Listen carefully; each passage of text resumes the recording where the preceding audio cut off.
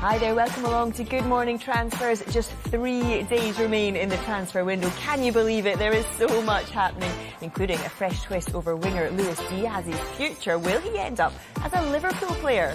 Also coming up this hour, we'll have the very latest on Adama Traore's move to Barcelona as he rejects a move to Spurs. And with just a few days left in the window, will Jesse Lingard get a move away from Manchester United?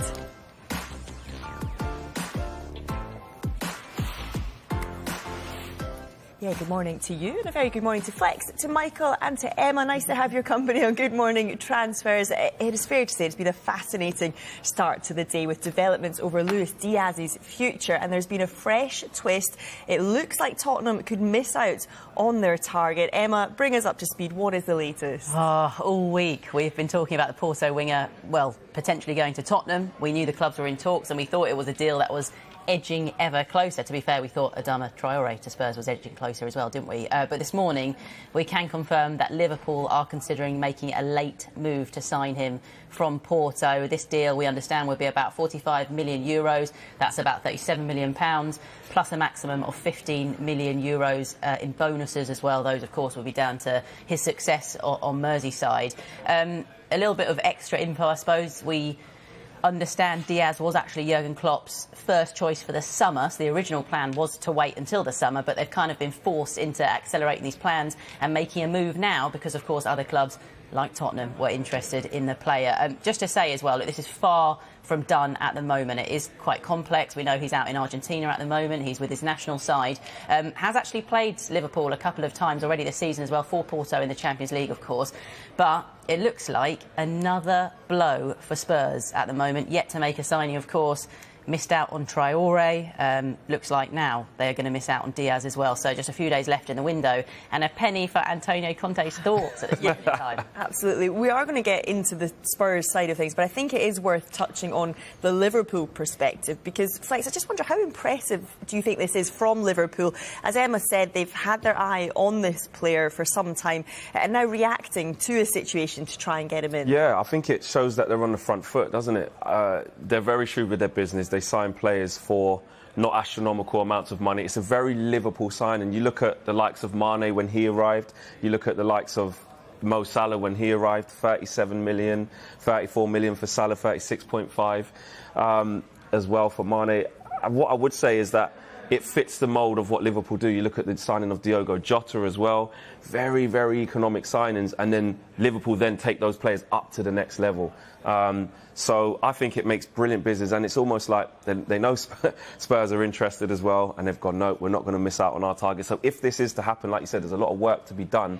But it fits. Liverpool need a little bit of a refresh up there as well in that area of the pitch. I think a lot of Liverpool fans would probably be quite excited by Luis Diaz arriving at the club. It looks like a really good Klopp signing if they can get it over the line. And another one for kicking the teeth for Spurs. Yeah, and I mean, what about the Tottenham fans then, Michael? How frustrating is this for them to hear this morning and potentially losing out on another target? Yeah, look, they're absolutely gutted. They're tweeting me. A lot of tweeting me this morning how disappointed they are. Yeah, of course he's a top player. Of course Liverpool, hearing that Spurs are in for him, they've accelerated their move for him because they were looking for him in the summer. And I was hearing people yesterday, where would he fit in? Spurs have got Son. Do you think Liverpool worried about that when they got Firmino, Mane, Jota, Salah, Oxlade-Chamberlain?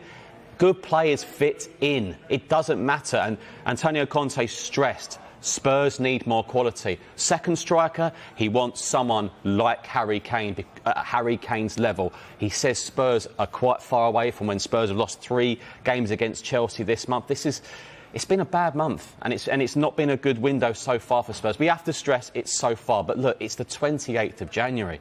Now, for me, January is a hard window, yes, but it's not impossible. It's not impossible. You can get things done.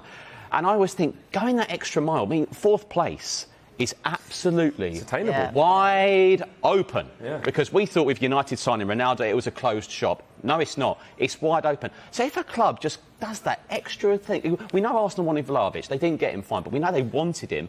That kind of signing, and you get fourth, you get that money back in the Champions League. So go and get some signings in now, because it could make all the difference. I just wonder, you know, with obviously Fabio Paratici coming in, and there was so much optimism, it seemed, at the time, and then sort of, I suppose, his first act was getting Nuno in. That obviously didn't work out, but then massive in the fact you got Antonio Conte in. But then signings, I suppose, between those managers were maybe a little bit mixed. And now we're just a few days away from transfer deadline day, and obviously these couple of moves for Diaz, for Traore as well, have kind of fallen away. If we were on Monday now and this was a situation Spurs hadn't signed anyone, how would Spurs fans be feeling? Not happy is the biggest understatement I've ever made. You know, they need to bring players in, but they need to bring players to improve the squad. You know, a number of outgoings could occur at Tottenham Hotspur over the next few days. So the worst case scenario is they could end up weaker. You know, if they get people out who Conte doesn't necessarily get on with or he can't count on. But there's a number of players he's playing at the moment who he doesn't want in the future. That's the worry. He knows, and he said, big changes happen in the summer. However, he wants 2 or 3 in. And at the moment, Friday, January 28th, it's not happened. And this latest blow is a real blow. But it's a difficult one, because I look at it and think, you know, because they won't be happy that this move from Tottenham has been leaked. But Liverpool did want this player. But it was for the summer.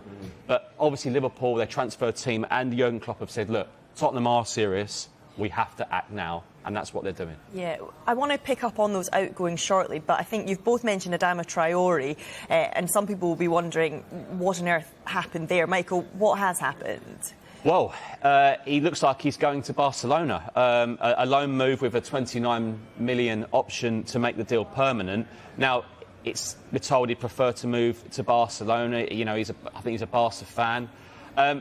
He started his career there, of course. There, yeah. But now, look, there has been talk that he wasn't keen on playing right wing back. I am not so sure about that. I think that could be a little bit of spin from what I'm hearing. He liked the thought of joining Tottenham, but obviously Barcelona have come in and something's happened. But this right wing back change was never going to be permanent. Tottenham are looking at domestic right backs, a few good players in the Championship, which is probably going to happen in the summer. So it was just an idea to put him there. He could have played alongside Kane or right wing, but there was an option there as a right wing back. I think there's a little bit of spin on that he said no to Tottenham because he's going to play right wing back. I don't think that's... Emma, just quickly from the Barcelona perspective, how can they afford this deal? It's a good question. I'm not a financial expert, Joe, but I think everyone's sitting there thinking, right, surely they need to offload players, they need to offload wages as well. They made room for Ferran Torres, of course.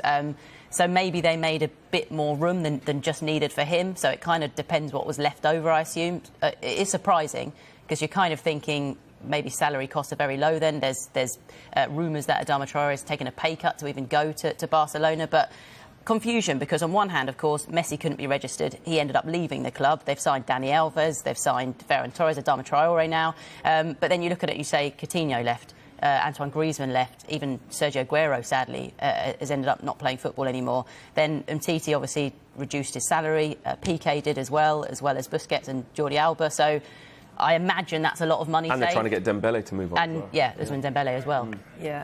Yeah, right. Well, I want you to put your positive pants on for a second, Michael, because what are they? about Luis Diaz missing out on him, potentially missing out on Adama Traore, but a potential incoming. Sofiane Amrabat from Fiorentina, Sky in Italy saying that Tottenham are in talks for a loan move with an option to buy being discussed. Michael, what do you make of this one? Is he the type of player Spurs need? Yeah, I mean, I don't think many Spurs fans are massively excited by it because he hasn't played a lot for Fiorentina. I think the message I'd say to Tottenham fans is if Antonio Conte wants him and he thinks he can add something for the team, that's good enough for me, and that should be good enough for them, because if someone Conte knows from Serie A, I know it's not the glamour signing, but what Spurs fans are hoping was whatever, Amrabat is one of 3 or one of 4. Yeah. Again, it can't be the only one. If it was going to be Traore, that couldn't be the only one. So it's going to be such a busy last few days at Tottenham Hotspur. Wow, unbelievable. I mean, there's a little break going on for the players, But for those upstairs, it's going to be absolutely chocker. He's so busy. If it's Amrabat, fine, but it has to be with him and two others or three others. But yeah, I mean, Spurs do need more quality. What I've been told about Antonio Conte, he's going to completely transform that midfield in the summer. And maybe his top targets, Paratici likes Weston McKennie from Juventus, Frank Kessie from AC Milan. These players are very, very unlikely to move now. So Amrabat is someone they could probably get in on loan for 6 months, with an option maybe to make it permanent if he does well over those few months. Yeah, right, let's move on to those potential outgoings that we mentioned just a minute or two ago. Tanguy Ndombele, we've been talking about him from the start of this window, really. Is he on his way out, Emma? It looks like he will be on his way out in this window. PSG closing in on a deal to sign him on loan with an option to buy as well. Valencia and Everton also wanted him, but it sounds like the player wants to go to PSG, which no surprise really with that. But I mean, it hasn't worked out, Michael. You'll be much more well versed in this than I am. But obviously arrived summer of 2019 on this 6-year deal, club record fee of £55 million, just 9 Premier League appearances this season, 1 goal, 1 assist. We know he's sort of been training alone at times under what Spurs have been calling specialised conditioning treatment.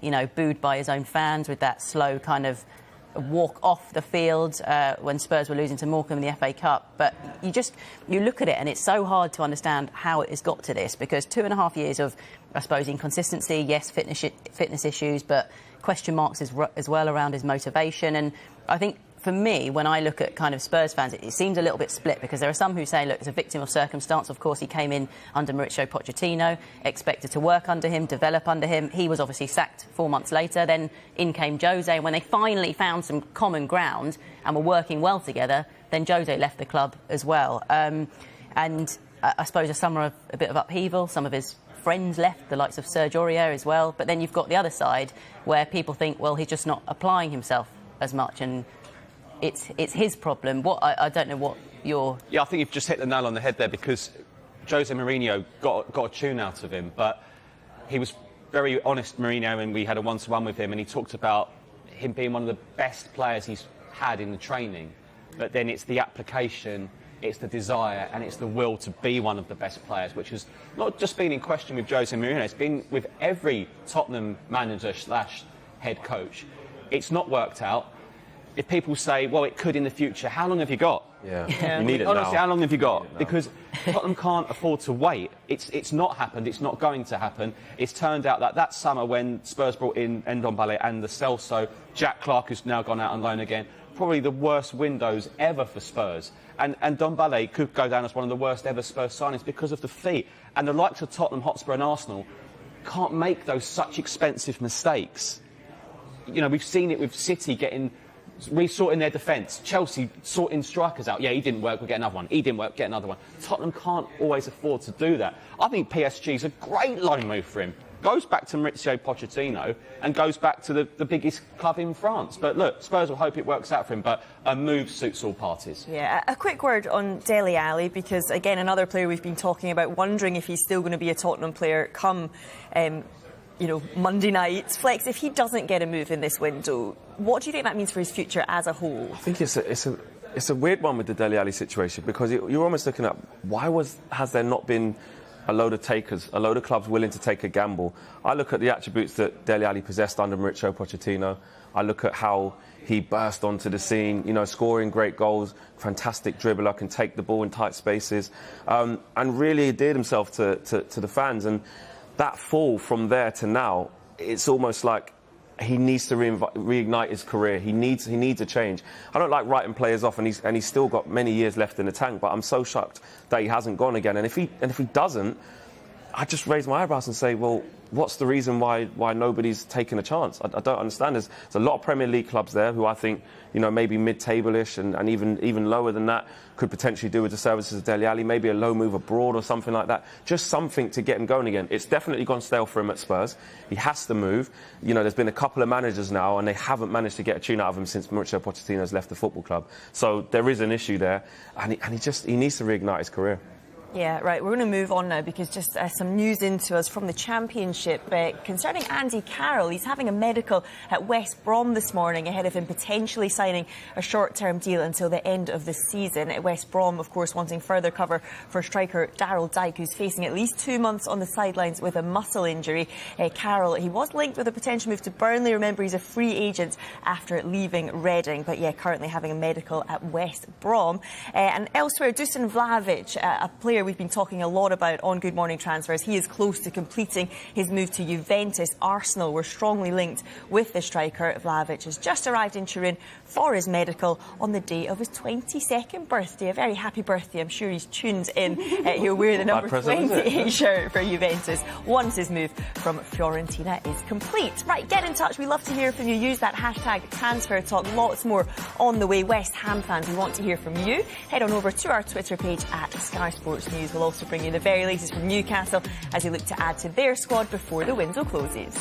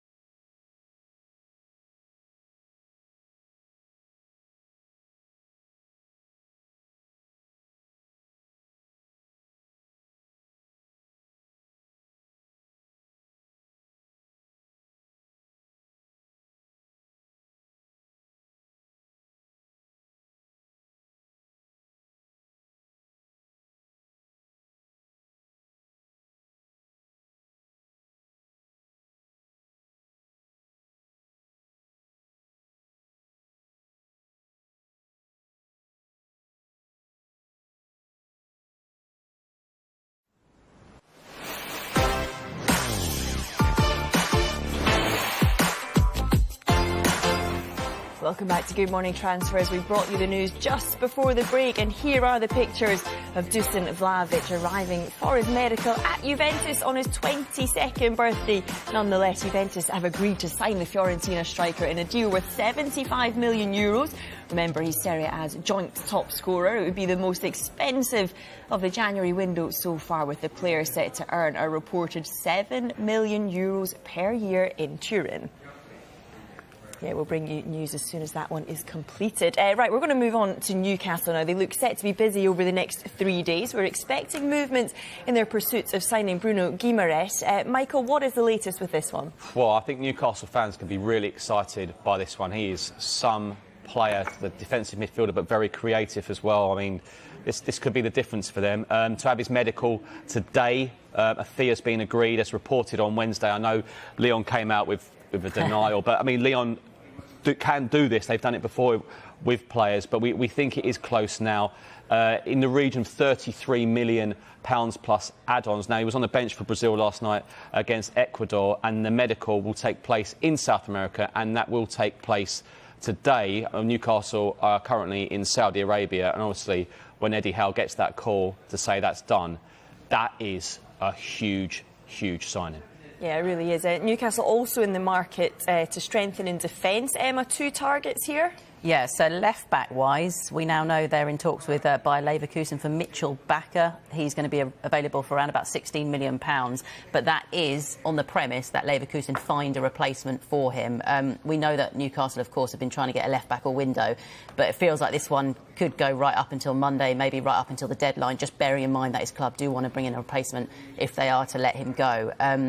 We've also been reporting for a few days that Newcastle also want to sign the Brighton defender Dan Burn. One source telling us that they have actually put a bid in of £7 million already. Currently got 18 months left on his Brighton contract, and we know that Eddie Howe has wanted a left-footed centre-back all window to partner Jamal Lascelles. We've seen a lot of Dan Burn here in the Premier League, towering centre-back, isn't he? 6'7", and maybe it helps as well that he's from the northeast. He was born in Blythe. His dad a die-hard Newcastle fan, so even Dan had a season ticket when he was a kid. He even was part of the academy set-up when he was young. So I suppose it's whether he can be lured back to the northeast. Yeah, and I mean, clearly they have all these defensive targets. How important is it with 3 days to go that they get at least one, if not all of them, over the line, Michael? Yeah, I mean, they've lost points in key games. Norwich at home, Kieran Clark got sent off. Watford the other day conceding a last-minute goal, which earned Watford a point. So they're kind of running out on games, but then Eddie Howe will look at it and think, look, I've got enough if I get good players in. It's difficult for Newcastle because they're kind of dealing in another level, because clubs do know that they've got money, and then Newcastle have to decide whether they do go that extra mile, because they don't want to be seen as a bit scattergun going after player after player after player. There has to be a plan. However, Eddie Howe has always been keen on getting the right characters in. Kieran Trippier is the right character. Guimaraes looks like the right character. Look, and if they stay up, that's when they can really, really start to think. Yeah, and Flexum, I said there are 3 days to go. Yeah. Where do they need to prioritise? Is it with these defenders, or do they need to strengthen elsewhere? I think it's where we're seeing them being linked to. I think this shows you exactly where their priorities are. They've got to get another centre-back in. I know there was talks about maybe Jesse Lingard in terms of an attacking midfielder, and that could be something they look at in the final hours, maybe a deadline day special. We'll have to wait and see on that. But I think they've been smart about their targets. You know, you look at the midfielder that they're getting now. Fantastic signing if that goes ahead. So I think where they're targeting and where we're seeing them trying to get these deals done tells you exactly where they should be prioritising. And I think Eddie Howe's got it spot on in terms of the targets. Yeah, and I mean, there is still a small chance, we should mention, that Diego Carlos to Newcastle deal could still happen. Sevilla have publicly ruled out the player leaving, but people working on the deal not giving up hope just yet. Michael, you touched on it there. Yeah. We know that Sevilla have a certain business model in terms of their pricing. Do you think the reason Newcastle are struggling to get deals over the line here is because of exactly what you said before, that there's almost a different price structure for Newcastle? Well, we might have even seen it with the talks with Jesse Lingard going there for a loan fee. It's not as if they're a top four rival, and if Newcastle have been quoted X amount of money for a loan, so it's a tough one, because it could be the difference with staying up. The Seville model, though, as you've mentioned, I mean, I'm thinking of Jules Koundé as well with Chelsea in the summer. I mean, that looked like that was going to happen because Koundé wanted to join Chelsea, but it didn't happen. But they do need some defensive reinforcements. I mean, we've got a lot of Newcastle fans always tweeting us. We've also got World Darts Championship quarter-finalists, Callum Ridds, texting you and me, away the lads, watching Sky Sports News. So they're all excited. It's good to see fans enjoying getting transfers. Absolutely. Get involved. We love it when you do, as we said. Use that hashtag Transfer Talk. Do stay with us on Good Morning Transfers because there is loads to come. We're speaking to the Beautiful Game podcasters and also to Jan Aga Fjortoft after his interview with Erling Haaland. You don't want to miss that one.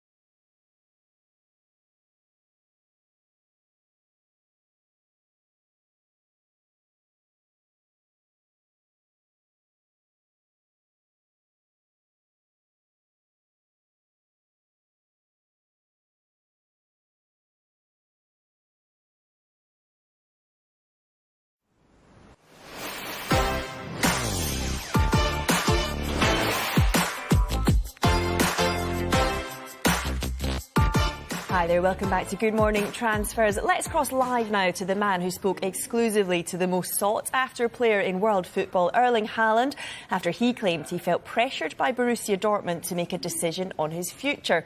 Former Norway striker Jan Aga Fjortoft joins us from Norway. Jan, really great to speak to you this morning. Haaland said he wants to move on from the comments that he made. What's your take on it? How is the relationship between him and Dortmund now? And do you think there is still pressure from the club for him to decide his future?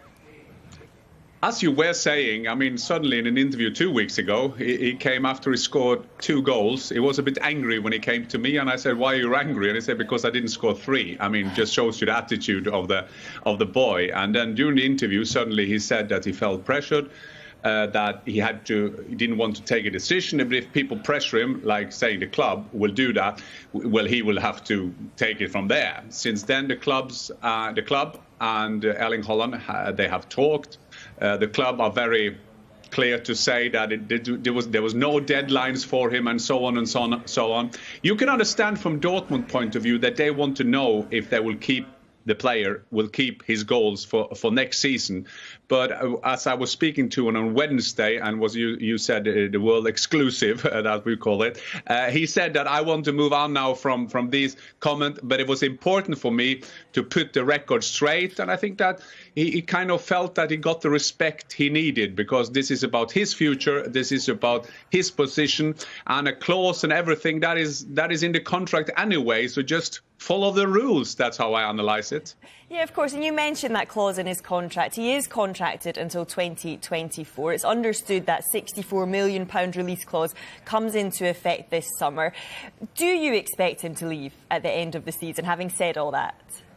Yeah, well, it's interesting for especially English football clubs and English football fans to understand that this is quite normal in Germany. They have clause in their contracts. It's also, I think, that there is a period of time when this clause could be kind of taken. So that's why we have to wait till that time. I think that is very open what the player will do this summer. Last summer, it was all down to Dortmund because there weren't any clause. What he's doing this summer, I think, is very open. I'm not sure that Team Haaland knows if and where he is going anyway. That is the next question. Where should he be going? But so I think that is quite open. He enjoys his football. Now he's been a bit injured. He's fighting his way back to try to get into the next game, which is Leverkusen in a week time. So I think that is quite open. And Jan, yeah, you're absolutely right. That is the next question. Where do you think he will end up? How suited do you think he is to playing in the Premier League? This man is suited to play at Jupiter, Saturn, I mean, everywhere. He can play wherever he wants. He will do very well in the Premiership. He will do very well in La Liga, wherever he goes. I think that the boy is born in England. His dad played for Nottingham Forest, Manchester City and Leeds United. So this is a guy that will at one time in his career play in the Premier League. Of course he will. That will be a dream for him, as any kid from Norway, to be a dream to play in English football. If he will then start to go there, or if he starts in the La Liga, I think that is still quite open. There is, like in Formula 1, there also has to be a seat open for him, and that he will find out that it suits him. On the other hand, this boy and his team has always done the right thing for his development, and I expect them to do that again. And Jan, I'm fully anticipating your answer to this next question, but I just wonder, I mean, you obviously know him very well. Has he given you any hints whatsoever about what club he would like to play for? He's not come in wearing a Chelsea shirt at any point at all. You know that I also love my mafia films. That is something called Omerta. So if he did any hint, I wouldn't have said that. I'm just saying that how I analyze his career, going to Salzburg when he can go to Juventus, going to Dortmund when he could have gone to English football, and Manchester United, where his former coach was Ole Gunnar Solskjaer, still did the right thing to go to Dortmund to develop again. I'm absolutely sure that at the moment they are analyze every club, every manager, every movement in and around clubs, and see what's the normal next step for him is a part of his development. I think that if you put Team Haaland in front of this camera and ask them the same question, and you put a lie detector on that, I don't think they would know, because that is very, very open, and we just January, and this is not going to be decided in the nearest future. And Jan, I'm keen to get your insight, because away from Erling Haaland, the footballer, tell us a little bit more about Erling Haaland, the person. Was the thing that I tried to do on Wednesday. We had a long chat where we talked about everything, and this is a normal 21-year-old from Farmerland, Bryne in Norway, that is suddenly called by everybody as a goal machine, a guy that can always produce his goals and his performances. In many ways, he is a shy 21-year-old, but when you see him on the pitch, it's like he turned into a Hulk. I mean, he's getting green, although he's playing in yellow-black. So he's a guy that works 24/7 to improve in any aspect, being what he drink, what he eat, how he sleeps, the colors around him, wearing glasses to work on his balance. This is a 24/7 athlete, and that's why he's always taking the next steps. I mean, quicker than anybody thought. He came to Salzburg, you thought he will do well, and then he scored 10 goals in the Champions League. He went to Dortmund and he scored loads of goals now, more goals than games. I think he's 79 games. So this is a young lad, and he's not always happy when he goes to interviews. And then people think, that is a bit arrogance. No, that is just not arrogance. He doesn't like that position. So he's a normal guy from Norway, but a normal guy from Norway who is world-class footballer. Yeah, I mean, we would love to see him playing over here in this country. We've got to get your take on deadline day, just 3 days away. We're hoping for some last-minute moves. It gets us all excited here in the studio. I just wonder, do you have any memories of transfers or late changes of heart from your playing days? Yeah, absolutely. And I remember back in the days, you just feel like you were 100 years ago when I played. But when I went from Swindon Town to Middlesbrough Football Club, that wasn't a deadline day. I think it was later than January, but it was a deadline day. And I remember the battle as you feel as a player to get this fax machine going. And sometimes when we make entertainment of it, we speculate of it, it's a big thing for any players. And I was going from Swindon up north to Middlesbrough, but you can imagine all the foreigners coming into English football at the moment. There are so many things on stake, and maybe we sometimes concentrate too much on money, on how much and this and that. But there are families, there are consequences of all these kind of moves, and then you just have a look at the watch. I remember I was up in Middlesbrough, tick-tack, tick-tack, tick-tack, and I was so afraid that it wasn't ready before, I think it was 5 o'clock at that time. I was in, and there was a player called Phil Whelan. He came from Ipswich 5:15, and he couldn't play for 3-4 months. So that is very exciting times. And there is a lot of players also in English football or in all kind of divisions. And this is also an exciting times, because suddenly this panic buy will happen that they need. In my time then, a striker who can score you some goals, and then suddenly you get that phone. So it's also quite exciting times. Yeah, and it's been an absolute pleasure to talk to you. Thank you so much for joining us on Good Morning Transfers. Thanks for having me on. Right, we're just going to bring you some developments now on Liverpool's attempts to sign Luis Diaz from Porto. We understand that Liverpool are sending a delegation to Argentina in anticipation of doing a medical there. Argentina, of course, where Colombia play next after tonight's game at home to Peru. We really must stress there is a lot for Liverpool to do to get this one over the line. Timescales and, of course, his location and the fact that he's involved in matches makes this one, loads of elements to contend with. This deal far from done as that deadline closes in on Monday. Liverpool, considering, as we told you, making that late £45 million move to sign Diaz from Porto. The player was a target they had for the summer, but they might decide to bring plans forward because of that strong interest from Tottenham. So yeah, this one very much one to keep an eye on, but we understand Liverpool sending a delegation to Argentina in the hope that they can do a medical out there. Right, time to move on to our next guest on the show. It is the Beautiful Game podcasters. I caught up with them last night from my kitchen to discuss all the latest transfer news. Hi guys, thank you so much for joining me. Dot, we're going to start with you and with Newcastle. I think it's fair to say fans might be a little bit disappointed they don't have more players through the door just yet. Who and what do they need before Monday's deadline?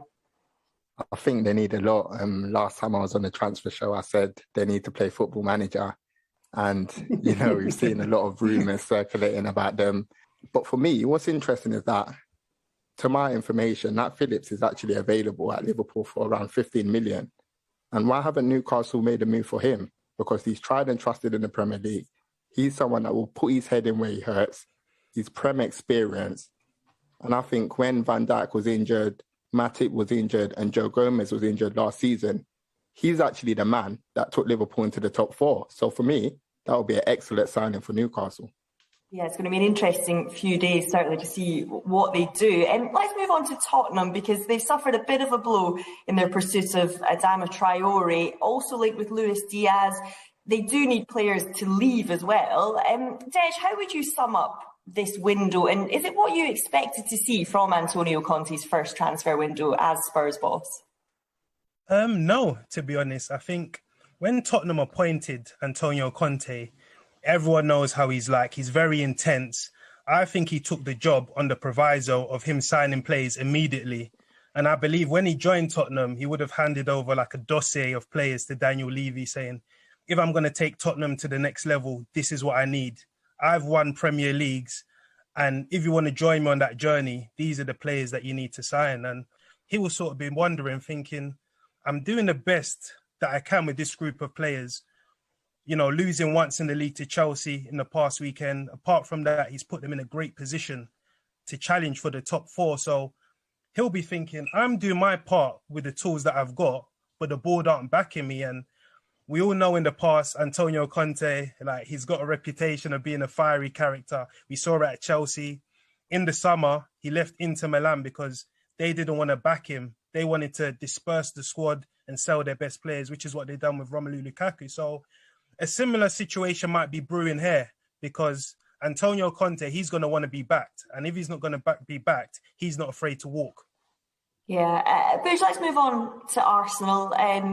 Aubameyang not included in their training camp in Dubai. What are your thoughts on the situation as well as his future at the club? I mean, in all honesty, I think the writing was on the wall for Aubameyang back in December, at the start of December, when he was stripped of the captaincy at Arsenal. I think Arsenal are in a position where they're cutting off their nose to spite their face. I think what they're trying to do in trying to recruit a marquee signing in January is going to be difficult for any club, let alone a club like Arsenal in its current position, where they can't guarantee Champions League football for any prospective signings or anything like that. I think Arsenal are trying to do something so difficult.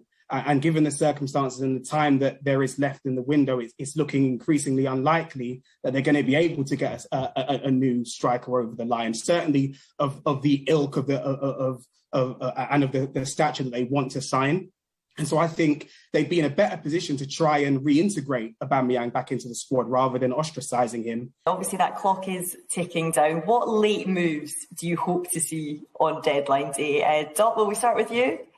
Yeah, I would love to see Donny van der Beek join Crystal Palace. I think what Patrick Vieira is doing there is amazing with all the young talent. And I think with Donny van der Beek, he's a player that we watched in the Champions League light up for Ajax with his movement, his intelligence, his off-the-ball work. And can you just imagine a quartet of Donny van der Beek, Conor Gallagher, Eberici Eze, Elise, and I haven't said Wilfred Zaha.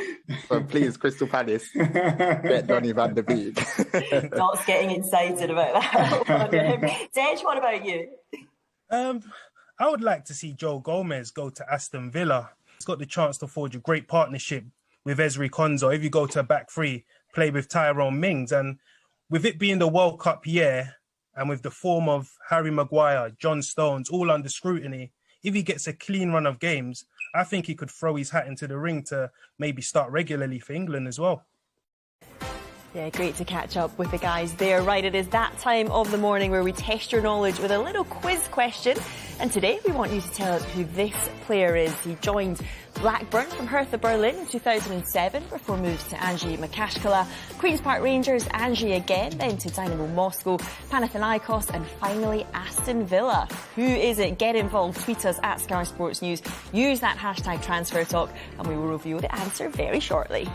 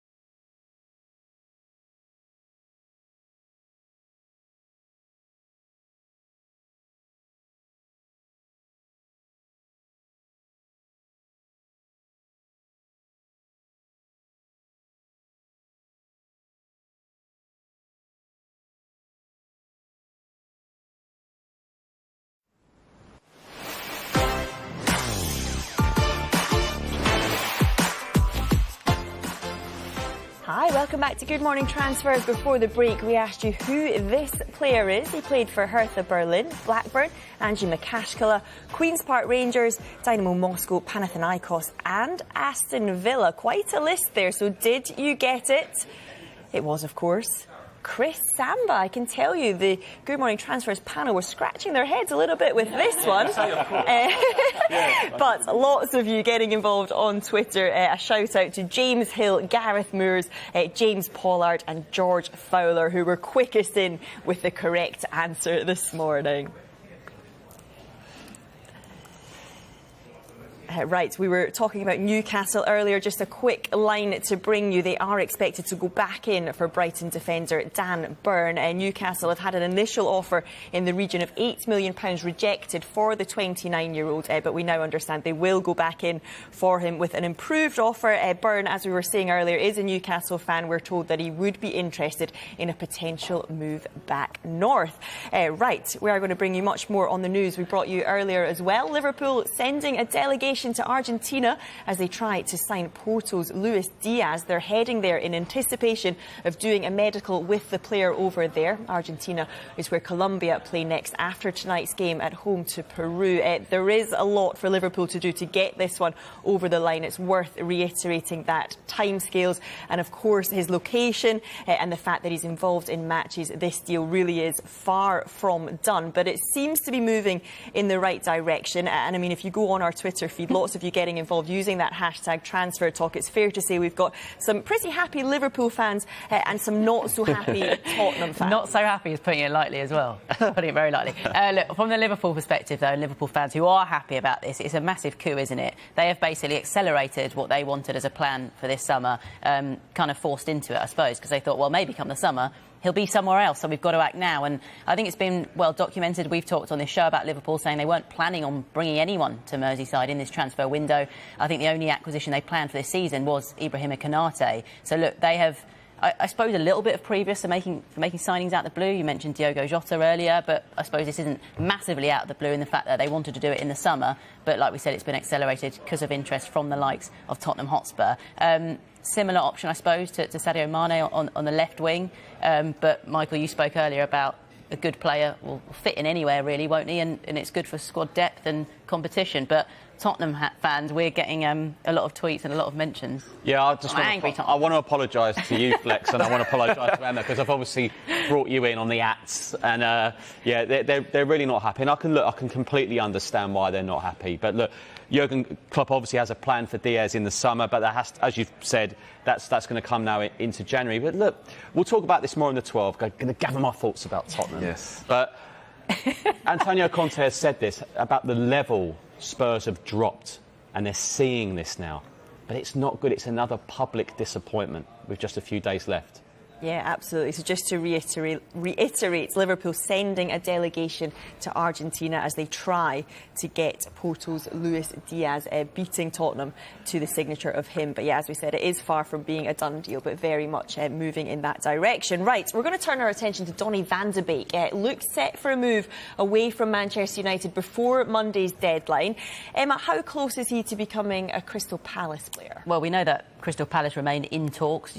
Michael Bridge brought us this news over the last couple of days over a loan move to bring him to Selhurst Park. We know, we've been saying all window, that Manchester United are open to letting him leave on a straight loan, but that is provided there is a loan fee and that his salary is paid, his wages are paid in full as well. We know that Valencia also in discussions, but there are doubts whether they could actually cover the salary, and that is what Manchester United are asking for.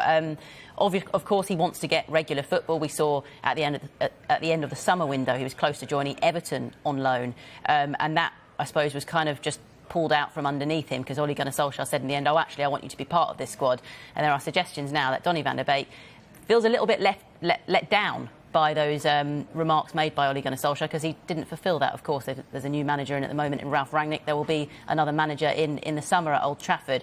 Hasn't started a Premier League game this season. To be fair, he's only started 2 of the last 50 Premier League games, and those were probably games anyway that were wholesale changes made by Ole Gunnar Solskjaer towards the end of last season. So, look, I think it's so important that he gets some game time before the summer, before a new manager comes in, and he can kind of state a claim, put his hat in the ring and just show what he can actually do in the Premier League, because he hasn't really had that chance yet. Yeah. And Flex, from a United perspective, this one does seem to make total sense, both for the club and the player. Yeah, I think, we're in a position at Manchester United, as Manchester United fans, in my opinion anyway, if we actually just want to see him play in the Premier League. If that means we have to watch Palace on Friday Night Football or Super Sunday to be on Donny watch, then that's what's got to happen. I mean, at the end of the day, he was given assurances under Ole Gunnar Solskjaer, and he's done some interviews as well with some ex-Manchester United players sort of saying the positions he can play, sort of offering him out. So I can play as a 6, I can play as an 8, don't have to play as a number 10. Almost saying I can play anywhere across that midfield, and it hasn't happened. McTominay and Fred have been